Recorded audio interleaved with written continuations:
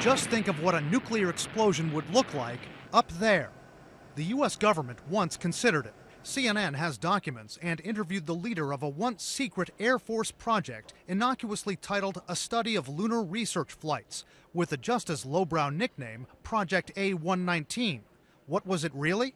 To evaluate the value of putting a small, emphasize small in this world anyhow, nuclear explosion on the moon. Physicist Leonard Reifel, now 85 years old, led the project in 1958. It was the height of the Cold War. America and the Soviet Union were in a nuclear arms race. The Soviets had just launched the world's first satellite, Sputnik, and were ahead in the space race. U.S. officials needed a big splash.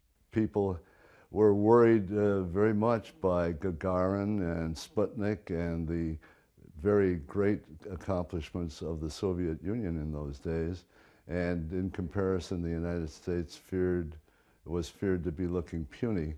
So this was a concept to sort of reassure people that the United States could maintain a mutually assured deterrence and therefore avoid any huge conflagration on Earth. According to Reifel's now declassified report on the project, team leaders also thought they could get information concerning the capability of nuclear weapons for space warfare. Reifel says the plan called for an intercontinental ballistic missile to be launched from an undisclosed location, travel 240,000 miles to the moon, and detonate on impact. Various news reports say they considered using a bomb the same size as the one dropped on Hiroshima, but Reifel now says he wasn't in on those discussions. Could the blast, as some news reports suggest, have actually blown up the moon? Absolutely not. It would have been microscopic, so to speak. It would have left a crater that would have been, I think, essentially invisible from Earth, even with a good telescope. Reifel had some brilliant minds on his team.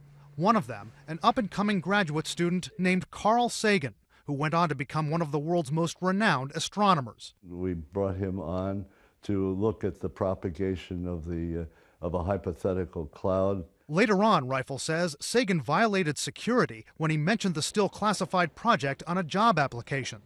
Sagan's widow told us she's not sure if he ever did that, but if he did, it wasn't intentional. By 1959, Project A119 was drawing more concern than excitement and was abandoned. We didn't want to clutter up the natural radioactivities of the moon with additional bits of radioactivity from the Earth.